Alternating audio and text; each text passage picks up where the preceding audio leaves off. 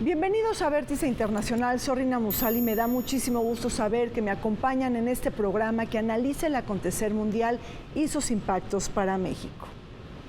El día de hoy, un programa que no podía faltar.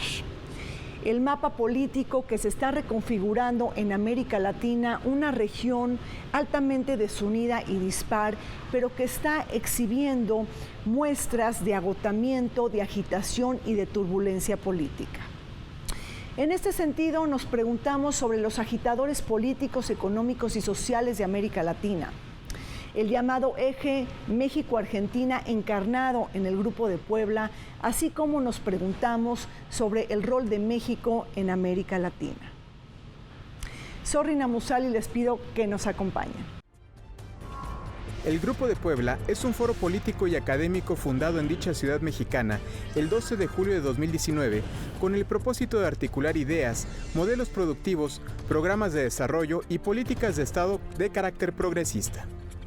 Desligado del Foro de Sao Paulo, una instancia creada en los años 90 del siglo pasado por partidos y movimientos sociales de izquierda de la región y contrastando con el Grupo de Lima, que se creó en 2017 con el objetivo de enfrentar al gobierno de Nicolás Maduro, el Grupo de Puebla se asume como un contrapoder a los gobiernos de derecha que dominan el panorama político en América Latina.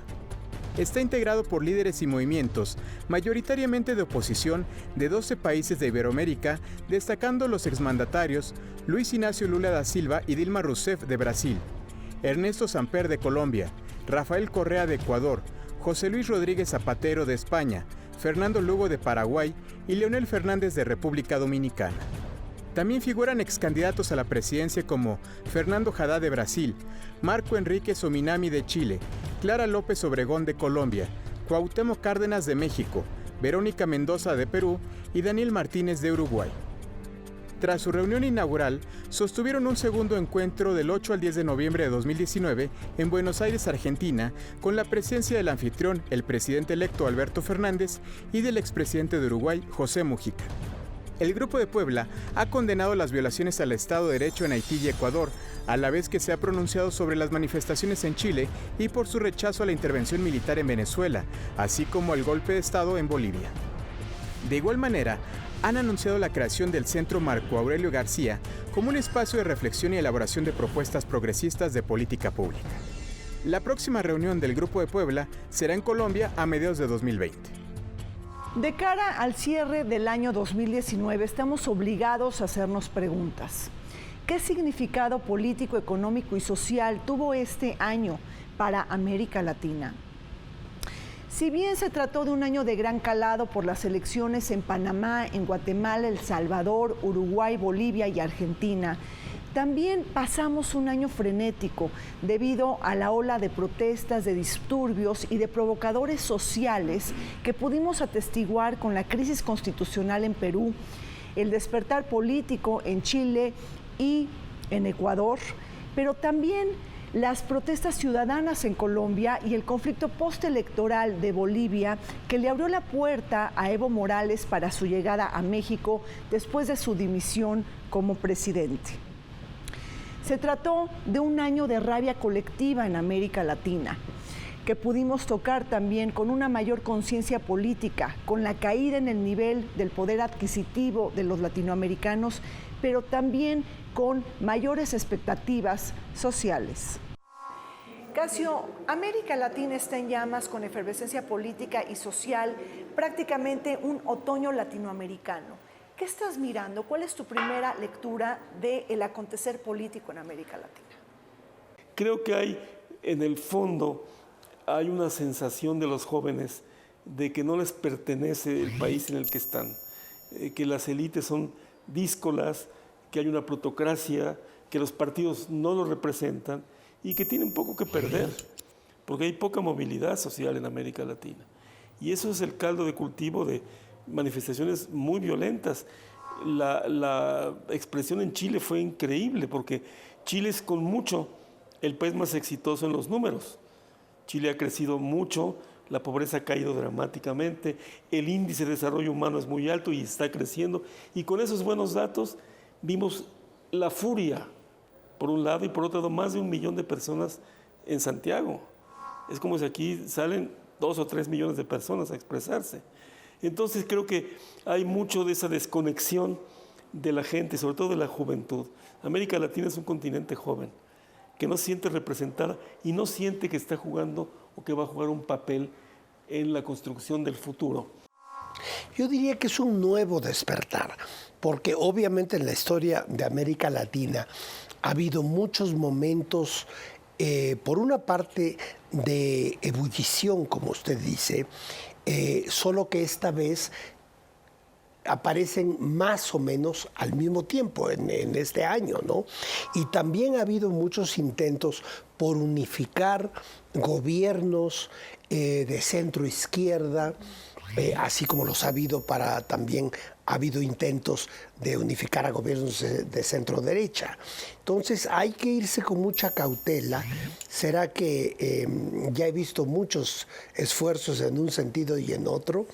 Hay que ver, es un poco prematuro para juzgar lo que está sucediendo. Creo que la coyuntura es algo que nos está denotando el nivel de confrontación y de disputa, no solamente de poderes fácticos a nivel interno o nacional de cada uno de esos países, sino también de la participación de actores internacionales bastante relevantes. En esa geopolítica me parece que también tendremos que hacer como precisiones en dónde coinciden estas movilizaciones y en dónde hay sus desacuerdos. El triunfo de Andrés Manuel López Obrador el 1 de julio del 2018 en México cambió la configuración política en América Latina. La llegada por primera ocasión de un gobierno de izquierda progresista a la segunda economía más importante de la región imprimió la esperanza del cambio ante los gobiernos de derecha conservadora que habían privilegiado los pasajes de la historia. El México enlutado por la corrupción, impunidad y violencia reclamaba un cambio profundo en las relaciones entre los ciudadanos y los tomadores de decisiones que inauguraron un nuevo ciclo histórico y político basado en el sentimiento anti-statu quo. Esta mutación profunda también se reflejaría en el campo de la política exterior y la diplomacia, no para desestimar la relación México-Estados Unidos, nuestro principal socio comercial, sino para expandir nuestro campo visual hacia América Latina, privilegiando nuestras coincidencias históricas, culturales, la cooperación sur-sur y sobre todo concertando políticas con base en una espiral de principios y valores. Cuando llega el proceso electoral de Andrés Manuel López Obrador, parecía que el tinte político en la América Latina había cambiado de timón. Entonces muchos ya estaban hablando del fin del progresismo en América Latina. Cuando se da el resultado de la elección, pareciera entonces que vuelve a tomar auge, ¿no? Esta como oportunidad de que en realidad no estábamos en un proceso de ocaso, sino que quizás iniciaba un nuevo ciclo para ese progresismo, que obviamente iba a tener su propia ruta, pero que había que esperar el proceso de estabilidad tanto del gobierno de Andrés Manuel como también empezar otra vez a articular el diálogo a nivel regional. Todo se trató en estas últimas décadas de voltear hacia América del Norte, hacia Estados Unidos, Canadá, las instituciones financieras internacionales, y nos olvidamos un poco de nuestra muy real pertenencia a América Latina. Un objetivo del actual gobierno es reforzar esos lazos. El cambio de ruta política en México fue una noticia que crispó a los gobiernos de la derecha conservadora en América Latina, como Brasil, Colombia, Perú, Paraguay y Chile, pero que obtuvo un bono de oxígeno con la llegada de Alberto Fernández de Argentina. Desde la victoria peronista de las elecciones primarias y obligatorias del 11 de agosto, las llamadas PASO, se evidenció el fracaso del gobierno de Mauricio Macri, la figura que trató de desmontar el intervencionismo estatal en la economía, eliminando impuestos y liberando regulaciones al comercio exterior, hasta entregar a un país con hiperinflación, devaluación del peso, desempleo por encima del 10%, un tercio de la población en pobreza, emergencia alimentaria y con un rescate financiero de $57,000 millones con el Fondo Monetario Internacional, aunado al riesgo país. Ante este clima preocupante y adverso, el peronista Alberto Fernández esquivó el balotaje, imprimiendo su gran triunfo electoral en primera vuelta. De esta manera, el vuelco político argentino encontraría su primera gran sintonía con el gobierno de Andrés Manuel López Obrador en México. Argentina y México además son los extremos del continente latinoamericano, como ya digo, dos países de enorme cultura en distintos sentidos, obviamente. México con una cultura milenaria autóctona y Argentina, por otra parte, con una cultura de descendencia europea evidente. Qué bien que puedan sumar esfuerzos para esas causas comunes. Y creo que aquí el detonante también con Macri es que quizás ese grupo empresarial, ¿no? O esa clase política que a lo mejor creía que iba por lo menos a tener un grado de estabilidad, también lo pierde con todos estos ajustes estructurales que se empiezan a dar a partir del acuerdo con el Fondo Monetario Internacional. Entonces, ahí creo que la parte de la economía es fundamental como para que la población vuelva a acudir a la izquierda, a una línea del peronismo en Argentina. Alberto Fernández, el presidente electo de Argentina, rompió con la tradición. No realizó su primer viaje al extranjero, a Brasil, el principal socio comercial de Argentina, sino lo hizo a México para encontrarse con el presidente Andrés Manuel López Obrador. El eje México-Argentina, que hoy está encarnado en el Grupo de Puebla, pudiera convertirse en un futuro en un contrapeso al Grupo de Lima y al gobierno de derecha conservadora liderado por Jair Bolsonaro en Brasil. Recordemos que América Latina está desunida. Ahí está el Prosur, que es el Foro del Progreso del Sur de América, que se contrapesa o que surge en reacción a la UNASUR, la Unión de Naciones Suramericanas, que hoy agoniza porque se está retirando más de la mitad de sus países miembros e integrantes. La desunión de América Latina, que se toca con la construcción y deconstrucción de instituciones en relación a las afinidades ideológicas de derecha y de izquierda. Una cuestión que nos resta posicionamiento internacional si es que queremos reclamar un lugar en la geopolítica global. La llegada de Alberto Fernández y el diálogo que se pueda generar con Andrés Manuel le va a poder dar la posibilidad a través de la CELAC, quizás como una plataforma en la que alberga los 33 estados de América Latina y el Caribe, de retomar el diálogo. Y entonces ahí realmente es donde podremos visibilizar, ¿no?, si estamos en unión o en desunión. Fue muy importante, muy simbólico que el presidente electo Fernández viniera a México. Eso no pasaba ni de allá para acá, ni de aquí para allá. Y pasó. Y sin embargo siento a México tímido en su liderazgo. No tiene claramente la vocación de ejercer un liderazgo regional. Y sería un buen momento para hacerlo.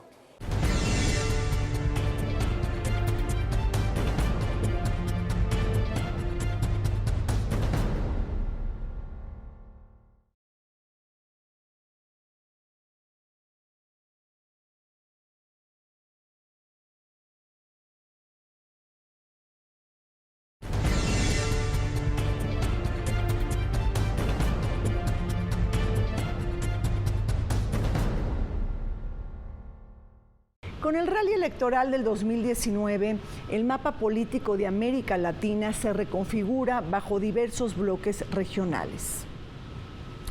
Tenemos la novedad del llamado Grupo de Puebla, este grupo conformado por 12 países con dirigencias progresistas que buscan renovar la integración latinoamericana y promover una serie de agendas conforme a distintos principios como el respeto a la soberanía nacional, la autodeterminación de los pueblos y la solución pacífica de los conflictos.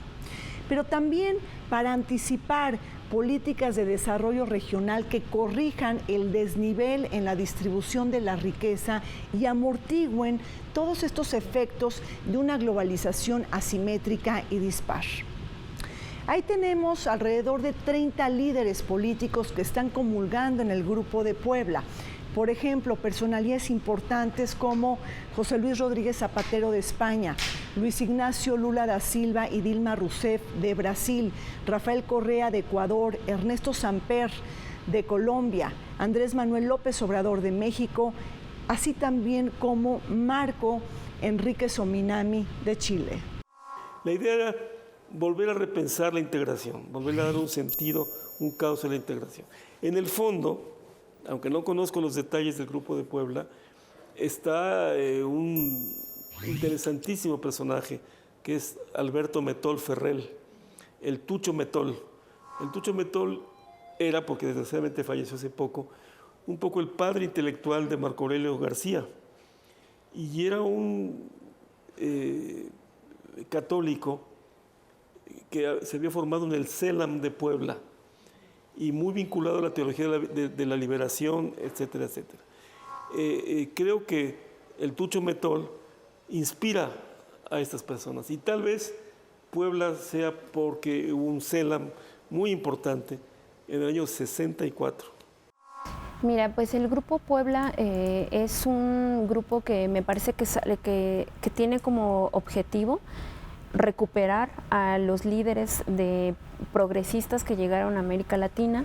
Me imagino que también tiene como objetivo hacer esta autocrítica de en dónde estuvieron los vaivenes de esos gobiernos, en dónde quizás pudo haber existido el exceso en algunas tomas de decisiones, pero en qué otras sí lograron resolver muchísimas cosas en cuanto a nivel social y económico.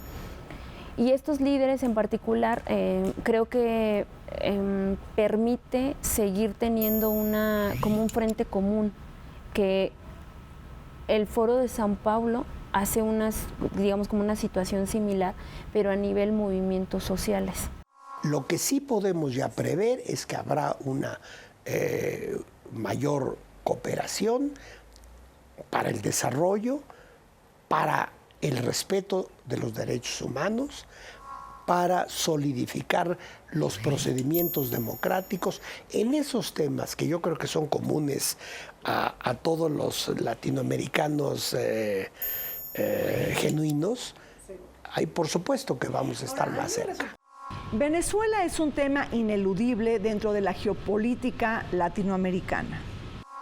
Mientras que el Grupo de Lima, comandado por Brasil y apoyado por Washington, forman parte de los países que reconocen a Juan Guaidó como presidente interino y denuncian el deterioro democrático, convocando a la celebración de elecciones presidenciales libres, justas y abiertas a la observación internacional, el Grupo de Puebla rechaza la intervención militar en Venezuela y la invocación del Tratado Interamericano de Asistencia Recíproca, un instrumento que fue utilizado por Estados Unidos durante la Guerra Fría para justificar el uso de la fuerza.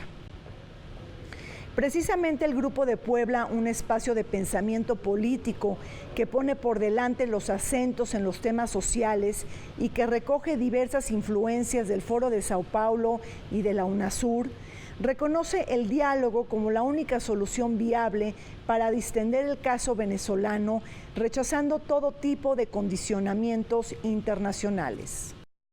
Usted sabe que ese tratado México nunca lo ha visto con buenos ojos, justamente porque es algo que se desarrolló en el contexto de la Guerra Fría y en una época en que los Estados Unidos tenían una hegemonía muy clara en América Latina.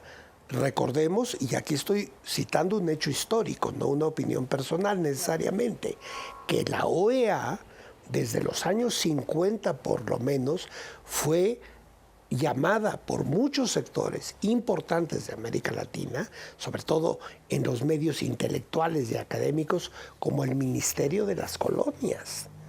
Desde los años 50, o sea, hace medio siglo que hay esa percepción de la OEA. Yo creo que el tema de Venezuela hay que encararlo en cualquier momento y más bien pronto que tarde. Yo invito a esta reflexión. Tú puedes tener una opinión, pensar esto, pensar aquello, pero cuando un país de 32 millones deja ir a 4,5 millones de personas, es como si de México se fueran 15 millones de gentes. Evidentemente ese país está en un proceso de colapso muy serio, muy doloroso. Y ahí habrá que ver cómo se recompone. A lo mejor el Grupo de Lima ya no tiene sentido ahora, pero vamos a tener que seguir trabajando el tema venezolano. Es una tragedia latinoamericana, porque han sufrido mucho los venezolanos, mucho. Que la situación en Venezuela también va a reflejar y va a empezar a fragmentar el diálogo que ya se había logrado. Entonces, estos gobiernos con Jair Bolsonaro en Brasil, Mauricio Macri en Argentina, el mismo Lenín Moreno en Ecuador, ya no están encauzando los mecanismos de concertación política que se habían creado y empiezan a crear otros como el Grupo de Lima. Y México vuelve el hermano mayor otra vez con esta ilusión de que este nuevo proceso del progresismo va a traer a un México que tiene dentro de su política exterior las prioridades de retomar el diálogo y la no intervención. México y Argentina, que en su momento se convirtieron en líderes protagonistas del Grupo de Lima en épocas de Enrique Peña Nieto y de Mauricio Macri en Argentina, ahora cambian de ruta diplomática como miembros del Grupo de Puebla, este bloque que no reconoce a Juan Guaidó como presidente interino de Venezuela. Cabe recordar que México optó por no unirse a la declaración del Grupo de Lima que instaba al presidente Maduro a no volver a asumir la presidencia el 10 de enero del 2019, en alusión al principio constitucional de la no intervención. Si bien hasta ahora México ha decidido mantenerse como integrante del Grupo de Lima, cabe esperar la reacción de Alberto Fernández una vez que tome posesión de su cargo el 10 de diciembre en Argentina. Pues el Grupo de Puebla, además de erigirse en una plataforma progresista, identificadora de una agenda de trabajo común, busca detener la embestida de Trump, de Bolsonaro y de Piñera en Chile. A estos países que dices, bueno, ya trabajamos por un nivel de institucionalidad como la CELAC o como UNASUR, pues tenemos que volver a rescatarlos. Y no va a ser de otro modo que a través del diálogo, porque eso es algo que creo que para estos gobiernos progresistas siempre fue muy importante, la solución pacífica de controversias. O sea, lo que tenemos que avanzar es en crear grados de institucionalidad en la que podamos sentarnos a platicar, pero no de una forma violenta o a través de una imposición, como lo que se está manejando con los otros esquemas. Siempre he dicho que una buena relación con Argentina es clave.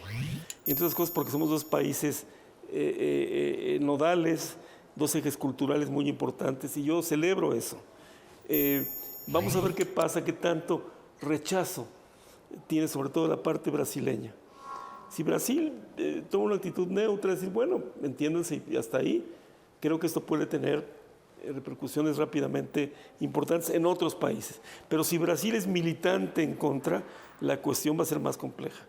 El papel de mediador, ahí sí México tiene una gran oportunidad, no solo en casos dramáticos y evidentes como Venezuela, sino en cualquier conflicto entre las naciones de América Latina. Pero para eso, insisto, tenemos que ser percibidos y tiene que ser una realidad el que no nos hayamos casado con alguna de las partes en conflicto. Los pasajes políticos en América Latina están llenos de olas y contraolas. Sin embargo, el Grupo de Puebla se inscribe dentro de la ola antineoliberal, pro igualdad y bajo la reivindicación generalizada de las clases populares de América Latina, bajo el decálogo progresista y en un momento en donde se están viviendo francas tensiones en la relación entre Estados Unidos y América Latina. Ahí tenemos un Donald Trump que ha golpeado severamente a México, a Cuba, a Venezuela y también a otros países de Centroamérica bajo los asuntos migratorios. Tristemente, América Latina es una región disputada. No contamos con un bloque común o una unión de naciones frente al mundo.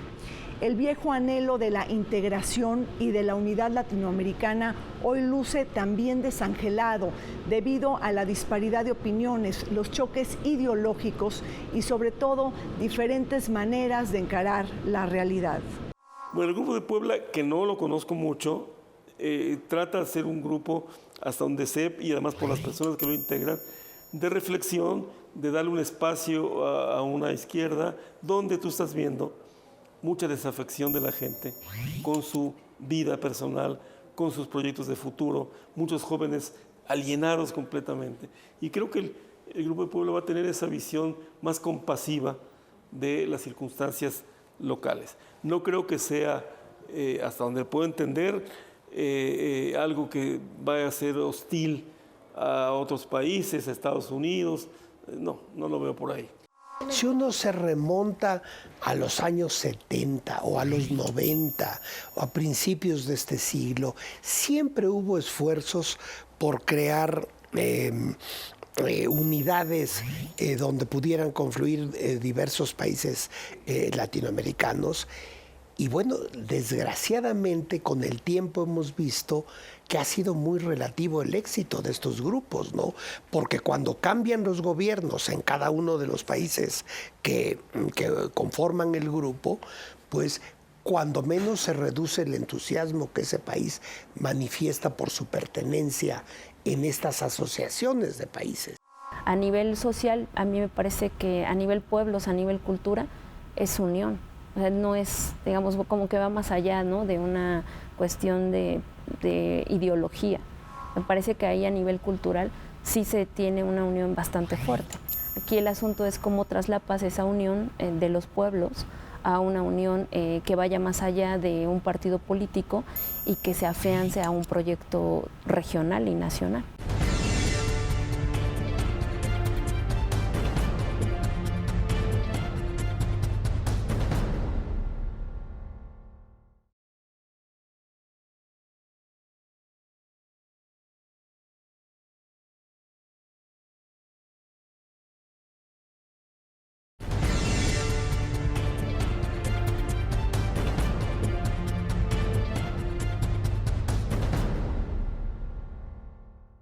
Una noticia que impactó favorablemente a todo el espectro de la izquierda progresista en América Latina fue la noticia de la liberación de Luis Ignacio Lula da Silva, el expresidente brasileño que ya anunció su regreso a la política pese a tener procesos abiertos con la justicia. Bernie Sanders, uno de los grandes referentes de la izquierda mundial, junto con Jeremy Corbyn, quien es el líder del Partido Laborista en Reino Unido, se congraciaron por este hecho. Pero también las reacciones positivas fueron para el presidente electo de Argentina, Alberto Fernández, para Cristina Fernández de Kirchner, por supuesto, Rafael Correa en Ecuador y para otros países de América Latina de corte de izquierda progresista. Incluso llamó mucho la atención que el expresidente brasileño y líder del Partido de los Trabajadores haya participado en el segundo encuentro del Grupo de Puebla con un video grabado en esta reunión que tuvo lugar en Buenos Aires. Lula libre es una muy buena noticia, pero Lula libre, cuidado, porque Lula libre está enfrentando juicios todavía. Y hay en Brasil una oposición a Lula que es algo, Dina, que no habíamos visto. El nivel de encono, el nivel de odio. Tú puedes estar en contra o a favor, pero lo que significa Bolsonaro, el odio que incita es tremendo. Y vemos que hay un segmento importante de la población en Brasil y grupos poderosos muy adversos, muy enojados con Lula y lo que Lula significa. Lula tiene como que esa ventaja también de que es una persona que es bastante carismática, de esos líderes que que conectaron con su pueblo en algún momento y que ahorita, después de haber salvado todo el proceso, se convierte como en un simbolismo más de que es necesario volver a rearticular ese diálogo, que es necesario volver a recuperar esos espacios de participación. Entonces Lula se vuelve como el gran estandarte de que sí es posible. Creo que hubo un esfuerzo político por destruir a la figura de Lula, a la de Dilma Rousseff e incluso al Partido del Trabajo brasileño. Creo que ahora, digamos, la situación ha cambiado y nuevamente una figura como Lula da Silva es un personaje en activo de la política brasileña. Con el gobierno progresista de Andrés Manuel López Obrador, México tiene la oportunidad de recuperar su papel histórico en América Latina. La mexicanofobia de Donald Trump nos debe convocar a expandir nuestra mirada política, económica y de cooperación hacia otros países de la región y encontrar puntales de acercamiento y concertación. Precisamente la coyuntura política en Bolivia, desatada por el conflicto postelectoral y el asilo diplomático concedido por el gobierno mexicano a Evo Morales, marca un parteaguas, porque nos apuntamos como un actor de influencia regional, además de abrirnos otras cartas de juego con Washington. En un momento de frenesí político y social en América Latina, las elecciones adelantadas en Perú, las protestas en Bogotá y Cali, las revueltas en Ecuador y la crisis en Chile, México debe reafirmar su peso y talla regional como producto de la nueva mudanza política instaurada por la Cuarta Transformación. Los principios que está teniendo muy fuerte de la doctrina Estrada en el caso de México particularmente, que ellos no van a hacer una declaración a favor o en contra, que no van a intervenir políticamente y que en todo caso lo que quieren es facilitar cuáles serían los mecanismos para un diálogo con la oposición. Bueno, el rol de México en América Latina es extraño porque ahora tiene una oportunidad de ser el líder nato. Por primera vez en mucho tiempo no tiene quien le dispute esa sensación de liderazgo. México va a presidir los trabajos de la CELAC en el año 2020, la Comunidad de Estados Latinoamericanos y Caribeños. La organización, creada en Caracas en 2011, en la que, por cierto, no participa Estados Unidos ni Canadá, y en donde se presenta a América Latina como un bloque geopolítico frente a otros países y regiones como China, India, Rusia y la Unión Europea. Justamente en este momento de despertar latinoamericano, el gobierno de México debe utilizar esta ventana para distender las tensiones y convocar al diálogo, la paz e integración regional, sin priorizar ideologías y empoderando criterios de convergencia. Ernesto Samper, expresidente de Colombia, ha señalado que la CELAC debería de crear una Secretaría General fuerte, con peso político, un Consejo de Defensa Regional y un Instituto de Derechos Humanos en aras de fortalecer su capacidad ejecutiva. No olvidemos que la CELAC reúne a toda América Latina, una región que debe cohesionarse y comunicarse más que nunca ante los múltiples desafíos que enfrenta. A ver, ahí tenemos que remontarnos a algo que hemos venido repitiendo quienes formamos parte de la Cuarta Transformación. En mi caso, yo soy un militante de Morena y fundador de Morena, y tenemos como uno de los principios centrales de política exterior la no intervención en los asuntos internos de otros países. Ya hemos hablado, yo he dicho en múltiples ocasiones, que esto obedece a situaciones históricas, ¿verdad?, en las que ha sido muy beneficioso para México seguir esta política de no intervención, de autodeterminación de los pueblos, etc. Entonces, en principio, yo creo que México no puede ni debe intervenir en forma alguna en desarrollos internos de otros países. El Mercosur, yo lo he comentado aquí contigo otras veces, tiene muchas fallas Mercosur y cometieron muchos errores, hacer el arancel común cuando apenas estaba en la parte incipiente de la integración. Aún así, Mercosur está muy acreditado en Sudamérica y sería una pena que se fuera, pero creo que Bolsonaro no tiene ninguna simpatía por el Mercosur, ninguna, y menos con una Argentina ahí, y a ver qué pasa en Uruguay, que aunque es chiquito el Uruguay, es un país testimonial. Han declarado el rechazo abierto hacia la aprobación del TIAR y la posición que ha tenido la OEA.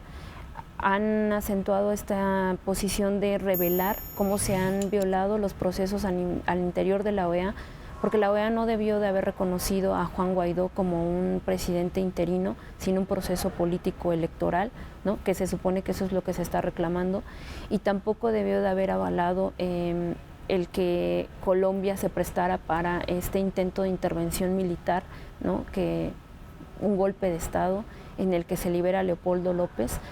Dentro del pasaje tan incierto de América Latina, Uruguay irrumpe a la escena política con resultados muy ajustados en la segunda vuelta electoral del pasado 24 de noviembre. El balotaje que finalmente favorece a Luis Lacalle Pou del Partido Nacional y que termina por desfundar al Frente Amplio bajo los liderazgos de Pepe Mújica y de Tabaré Vázquez. Con este giro hacia la derecha de Uruguay, el realineamiento político de los bloques en América Latina cambia. Todo esto se va a ver también reflejado en mutaciones en materia de política exterior. Sí, fue una pequeña sorpresa, ¿no? Que el Frente Amplio haya perdido de manera preliminar, ¿no?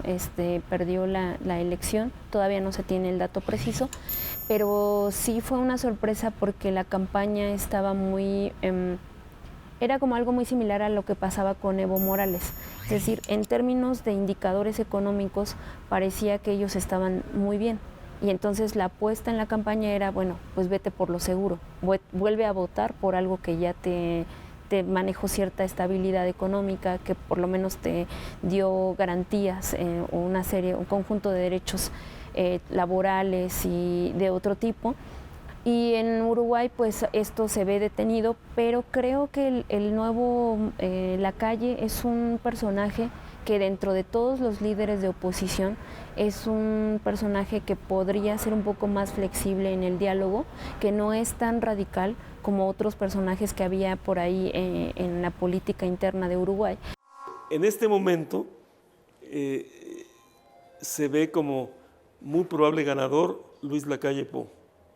Lo conozco, es un joven que quiere mucho a México, por cierto, y yo comentaba con amigos hace poco que los blancos también fueron víctimas de la dictadura. Y los blancos tienen una vocación democrática. Yo no lo vería como una cosa tan terrible que ganaran los blancos, ni mucho menos. Bueno, tengo muchos amigos en el frente por mi historia en Uruguay, y Martínez sería un excelente presidente.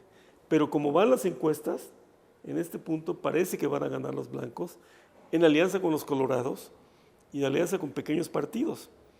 Entonces, hay que preparar la idea de que haya una transición, que haya una alternancia, y bueno, no creo que sea el fin del frente, ni mucho menos. Llegamos al fin de Vértice Internacional. Soy Rina Musali, como siempre los esperamos todos los martes a las 21 horas y en repetición los sábados a las 7 de la noche. Vértice Internacional, 10 años descifrando el mundo.